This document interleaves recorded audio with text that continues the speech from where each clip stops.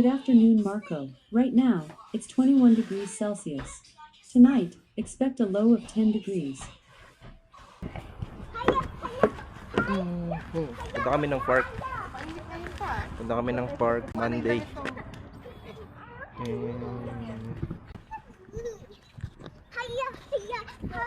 So fast. Let's go, Cookie. Pasyal lang namin. Pasyal lang kami kasi ngayon lang maganda yung weather after 3 months. So, yeah, punta kami ng park sa Riverside. Then, what else? Yeah, samahan nyo kami, pag-usapan tayong medyo interesting topic. Yeah, alright. Amin na lang.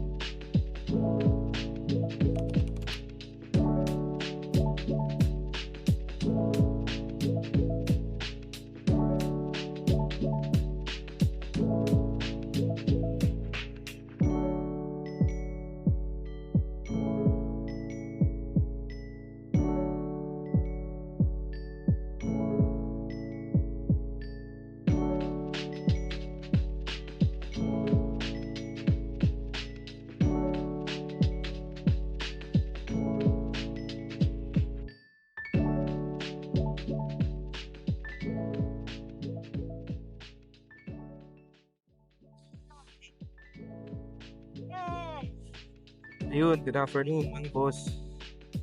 So, nandito tayo ngayon sa park. Dito sa Windsor. Alexander Park siya. Dito yung mismong dito yung mismong downtown na park. So lang siya sa mga park sa Riverside.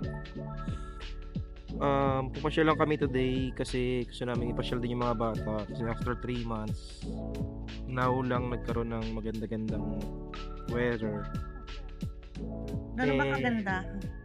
Hindi naman magdulong kaganda. 21 degrees pero spring like or summer like temperature na kasi.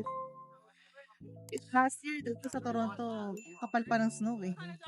Yeah, maganda kasi yung hindi kasi ganun ka-harsh yung yung winter ngayon 2024. So, yun. Kaya sinabi ko kanina, pag-usapan natin yung recent news about sa I think ito yung baka sign na dapat pa kaming bumalik na lang ng Pinas or lipat na lang ng US. Pero, yeah, watch nyo muna tong video na straight from news mismo. Easy task for many Canadians, especially if you're a first-time buyer. We've seen housing costs soar year over year. Now, the federal government is eliminating a tool that was designed to make that dream a possibility. Canada's housing agency announced that it's discontinuing their first-time homebuyer incentive program. The program was first introduced in 2019 with the purpose to reduce monthly mortgage payments for first-time buyers by having the federal government take on partial ownership of their property. The government offered a loan to buyers of either 5 or 10% of the purchase price that would go toward a larger down payment, and the goal was to reduce monthly payments for buyers. Homeowners then had 25 years to repay the incentive, or when the property is sold with the amount owing adjusted to reflect how the value of the property has changed. However, the Federal Housing Agency says the success of the program was undermined in part by eligibility issues, including limits on household income and mortgage amounts. The program was met with some criticism from home buyers and real estate experts. So, yun.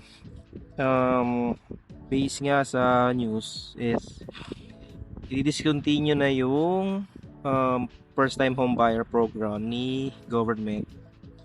So, from dati, pwede kang bumili ng bahay with 5% down payment only. Ngayon, back to 20% na. So, for example, worth 400k yung bahay, pwede ka mag-down 20,000. Then, may parang other payments lang, pero mababa na lang yun. Pero since nga 20% na, so kung 400,000, $80,000 ang kailangang down payment. So, yun, medyo pahirapan na siya, especially if you're first time home buyer dito, kasi yun nga, cost of living medyo lumalaki na rin talaga. And yeah, sa pag-iipon for the down payment is medyo pahirapan, especially for us tulad yun nga kami, kasi di ba international student, then open work permit kami nang galing, nagkaka-graduate nyo lang last year, so technically nag-ano pa kami, nag-iipon pa talaga. Actually, target namin this year, kaso mukhang impossible na nga mangyari. Sa laki ng down And payment. yeah, sa laki ng down payment, wala. Akala namin kakayanin na namin before August, pero wala. Mukhang baka kahit next year or next year or even next year, hindi pa namin kakayanin. So, ayun. We don't know, baka sign na siya na baka babalik na lang kami ng Pilipinas, then ano na lang doon yung mga bahay, yung apartment namin, then yung bahay, and bibili na lang siguro doon na lang magpupundar, or lilipat na lang kami ng US kasi meron namang may edge naman kasi si Mrs. makapunta ng US dahil nga may license siya ron as nurse sa US. So anytime pwede naman kami lumipat. Actually, ako lang yung pumipigil sa kanya for us na lumipat kasi nga yung delikado. Pero, ayun, ano bang take mo ron? Siguro first option US, second option uuwi na lang sa Pinas, or pwede ring options yung ibang bansa pa like Australia, Germany. Actually, Germany parang ibang sabi nila. Parang may libreng study pa. Parang Ang hirap kasi ng language, ang hirap mag-aral ng, unless kung bata-bata ka pa, ng new language. Eh kahit nga dito sa Canada, 'di ba yung French, parang ini-encourage din, or may mga program, immigration program na ino-open for French speaking. Medyo para sa akin mahirap mag-aral ng another language. English na medyo hirap eh. Yeah, so yun nga. Gusto mo German na naman? Kaloka. Hindi, kasi iba rin talaga pag magkabahay. Kasi syempre yung dalawang anak namin babae, gusto lang namin, actually yun nga ang reason namin kaya pumunta kami dito. Siyempre gusto namin secure yung future ng dalawa na yun. Siyempre pares babae. At least, di ba? Kung 3 na yung anak natin. okay, pangatlong babae yan. Hindi, Babae yun pa nga. rin. Gusto lang namin i-secure para whatever mangyari, at least may bahay sila. Wala silang problema in the future. At the same time, kung maging Canadian citizen man, is Mas maraming maraming opportunities Yeah. for them. Kung gusto nilang bumalik ng Pinas, okay lang. Kung ayaw nila, okay lang din. Kung gusto nilang mag-US, okay lang din. At least marami ng opportunities for them, di ba? Yun naman ang ano namin para sa dalawa na yun. 50-50 ako sa US. I mean, opportunity-wise, as a registered nurse, hindi ko talaga, parang ang layo ni Canada kung i-compare kay US. Kasi, mas malaki yung... Actually, malapit na si US ayan, no? Sa Ay, kabila si US. US. Oh. Mas malaki kasi yung rate ng nurses sa US compared dito. At the same time, mas marami silang benefits like sign-on bonus. And since private kasi yung mga most hospitals doon, mas malaki yung mga Yeah, mga parang pakulo. parang mga ganon. every facilities doon na hiring, mayroon lang yung sign-on bonus. Eh. Oo. And iba pa yung iba pa yung mga rates nila sa mga overtime, mga pick-up shift, mga holiday. Yun nga, Kasi marami kaming nakikita din na mas mura kasi yung bahay. mas mura kasi Ayun. yung bahay doon eh. I don't know bakit ganun. Actually, ang dami rin news dito na parang pinag-compare yung... Parang one time na may napanood ako Niagara Falls. May part kasi ng Niagara Falls na US, may part ng Canada. Border kasi. So, oo. May yung isang bahay, ano lang, parang 600,000 yung presyo or 700,000 Canadian dollar. Pero in US, parang yung sa US territory na bahay, na halos kaparehas niya lang ng Tawid kanto ka bedroom. lang. Tawid kanto lang. Parang nasa around 300,000 to 400,000 Canadian dollar equivalent. So, parang Wala ka difference. Yung mga bahay dito sa Canada, hindi naman lahat pero mostly sa mga nakikita namin luma. Yeah, oo. Luma talaga siya. Especially dito, like dito sa Windsor, karamihan talaga luma. Oo. Luma talaga yung mga bahay. Bibilin And mo man siguro i-renovate. Pero Say for example lang sa Texas, makakabili ka ng bahay din sa 200,000. Bago siya, maluwag, at maganda. I mean, parang bakit hindi pwedeng ganun dito sa Canada? Actually, even nga sa sa NBA players, may mga NBA players na napapanood ako, 350,000 mansion na daw na ng NBA player. Pero dito, parang worth siguro equivalent na around 500,000 Canadian dollar. Parang di ganun ka, parang Simpleng bahay lang. simpleng bahay Kung lang. gano'n na Hindi luma. namin alam bakit ganun eh. Bakit ganun Sobrang mahal, basta sobrang mahal ng bahay dito. yung bahay, parang sobrang precious siya na, I don't know, ano bang meron, ba't ganun. Siguro, ang nakikita lang naman namin na, ewan ko, sa amin lang kasi bago pa lang naman kami dito sa Canada.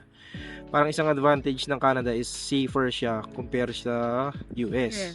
Kasi In terms sa guns of nga, diba? sa gun rules or sa gun law or carrying law ng US kasi US kasi medyo maluwag. Canada may talaga sila about that. Pero in terms of mga drugs naman, ano rin eh, ang dami na ring problema rito sa drugs eh. I mean, parang kahit saan eh. Diba? Marami na ring problem sa Oo. drugs. Especially sa downtown area. So, yun. Ayun lang yung ano namin for US. Siguro, ewan namin, hindi pa naman namin ganun ka-in-explore talaga. Ang gusto ko lang din sa US kasi, say for example, mag-move tayo doon. Maglalan tayo, malaki yung chance na maglan tayo as green card holder agad. Ano ba yun? Green card? Parang permanent resident nila. PR na kagad. Oo. Landed. Unlike Oo, dito. Ang kailangan mo lang is yung employer to support you, which is marami naman. Pag Oo. healthcare kasi, ano ang US eh. Especially sa mga nurses. Unlike yun dito lang yung nga. parang sabi ko, parang dito sa Canada, kailangan tumawid ka sa butas ng karayom. Registration wise as a nurse, yung sa student pathway, plus hindi pa siya automatic na kapag nag-student ka magiging permanent resident ka. Oo. Ano pa rin yun? Isa rin yun sa application din yun. Pahirapan. And then ayun, ang daming mong pagdadaanan na nakaka-amaze lang na bakit sa US pagka nag-apply ka sa ganitong work, itong si employer mo yung mag-provide ng mga support for your documentation, and pag-land mo ng US nga is ano ka na, green card holder ka na, including yung dependents mo. Yeah. But anyway, kasi nung nasa Pinas pa kami, hindi kasi sumagi sa isip namin mag-US. Kasi nga sa mga, dahil na rin siguro sa mga news na napapanood namin Yung violence. yung mga crimes, yung mga about sa mga baril, and syempre, maliliit yung mga anak namin, and parang tumatak sa utak especially ko kasi dalawang na, babae pa. na hindi safe sa US. So, Yeah, 2 babae pa, So, kaya nakakatakot. talagang ang naging pinagpilian namin before is either New Zealand or ito nga, Canada. Mahaba-habang So, sunod is- mahaba-habang diskusyonan pa kasi yung Yeah. news bago lang din eh. Bago lang, last week lang, parang Saturday yata. It's Monday today, parang Saturday yata yun o Friday. Nakakahinayang din kasi yung ang laki na binabayad namin sa rent, and then at the end of the day yung bahay hindi naman napupunta. Actually, sobrang baba na ng binabayad namin for the rent here. Kasi Compare sa we Toronto. have we have 3 bedroom ngayon. 3 Full house bedroom na full siya. house siya. 2 floors with basement, with backyard pa and parking. 3 bedrooms yun. So we're paying lang 1,900 Canadian Which is parang one dollars. bedroom lang yan sa Toronto. Oo, 1 bedroom lang yun sa Toronto. Sa Toronto, pag mga 3 bedrooms, abot na yan $3,000. So yeah. Pero syempre sa US naman, mahal, ano naman siya eh. Marami ring state. May mga state na mura yung cost of living. May mga state din na mahal yung cost of living. So ito nga yung sinasabi ko na kailangan pa natin mag-research. Yeah. Kung Di naman agad-agad Oo, talaga. kung yun nga, kung yung magiging next na natin is Siguro is sign US. lang. Sign lang siya na dapat mag-search ng iba pa, mag-explore. o pag-aralan. mag-explore ng options. Pero yon, doon tayo sa next option, which is kung uuwi na lang kami siguro ng Pinas.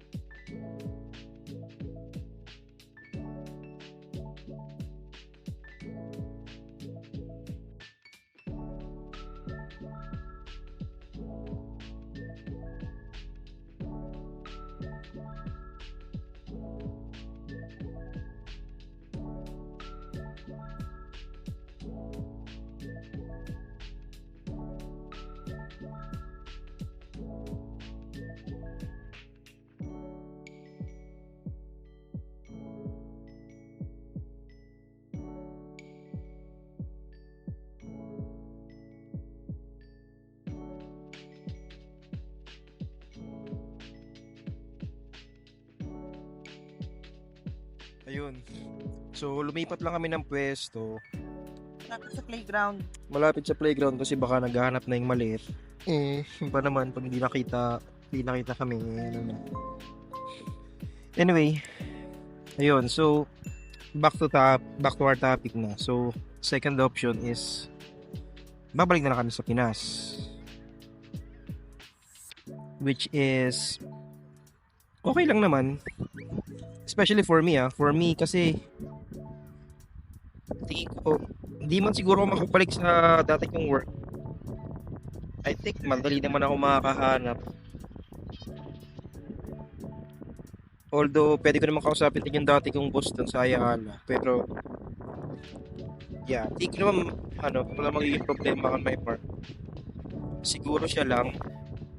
Kasi, una, yun nga sayang, parang nakakahinayang yung lisensya niya rito sa Canada at the same time sa US din. Pangalawa, yung inalisan niya kasing position sa government, sa DOLE, sayang talaga kasi senior position na siya, medyo mataas-taas na rin yung position. And yeah, baga 7 years siya nun and iniwan niya for Canada or US or for Canada.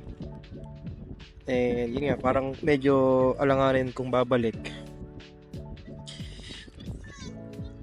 Kaya yun, isa siya sa options namin. Baka kung itutuloy na lang namin. Say hi. Say hi muna, Bibi. Hi. Tingin lang. Tingin sa camera. Here. Bibi. Isa lang. Anyway, yun nga. Baka okay lang naman on my part. Sa mga bata, I think makakapag-adjust naman din sila agad. Sa kanya lang nakakapanghinayang.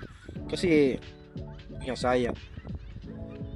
But yun, ano bang take mo when it comes sa uwi na lang ng Pinas? Wala pa ako sa ganong punto eh. I mean, kung yung inaano mo yung sa ano, yung new rules regarding dun sa bahay na mas malaki yung down payment, pag-ipunan natin. I mean, hindi naman yun yung parang determining factor bakit tayo nag-Canada eh. Bakit yun yung magiging reason bakit tayo bumalik. Alam mo yun. Tsaka, ayun nga, ang dami na natin pinaghirapan, sinimulan dito sa Canada. Eh, nagsisimula pa lang naman yung journey natin. Okay. Diba? Yung iba nga, ang hirap makapunta dito as student. Tayo, DIY pa.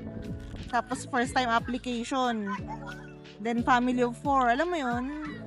Then Parang sayang yung lahat ng efforts. Oh. And then ultimo yung permanent residency application natin. Na ano natin, kumbaga na process natin na tayo lang. Ayun. Tsaka sayang yung opportunity as hindi lang sa akin as nurse, kahit para sa iyo. Pa. Dito sa Canada. Yeah, even sa US. Still, ano pa rin, i-explore pa rin namin yung options na yon. Pero sa lahat ng pwede naming maisip na options, tingin ko yun yung dalawang parang talagang pag-iisipan namin ng mabuti. And still number 3 or siguro one top 3 kasama pa rin is yung pag-i-stay dito. And yun nga, push pa lang namin yung Canadian trip namin para sa mga bata. Anyway, US man or ano, para sa mga bata naman. And I think yun. Comment kayo mga boss, anong sa tingin ninyo? Oo, especially sa mga May mga anak din. same ano Oo. namin, may mga anak, tapos Mga bago lang din dito sa Canada. planning din na may options din sa US. Your thoughts din. Oo, kasi nahirapan din kami. Oo. Kailangan din namin ng ideas Suggestions, or baka kayo mismo galing kayo ng Canada and then nag-move kayo ng US. Ano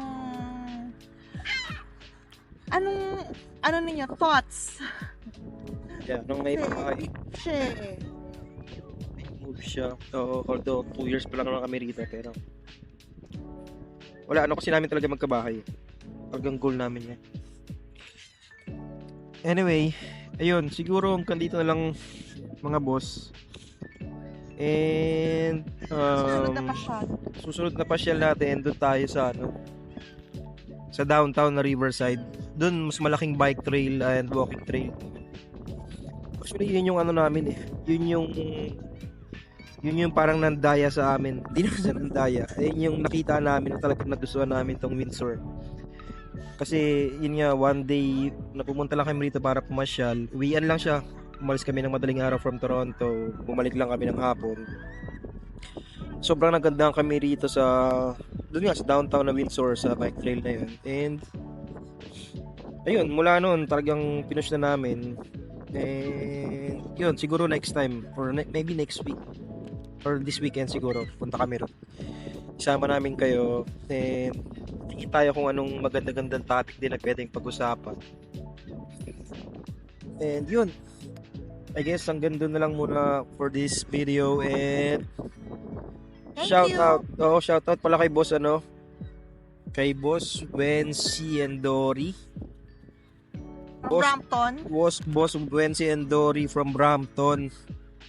Doon yung una kong work, boss, sa Brampton. Actually, doon yung una akong na-assign na work sa Brampton, sa may diyan. May plaza. And kay Kuya Junior, shoutout din na papunta na ng Poland. Then planning to go to New York din. Papunta kay Kuya Joven. Yeah, shoutout sa'yo Kuya. And I guess hanggang dito na lang for this video. And thank you. Bye bye.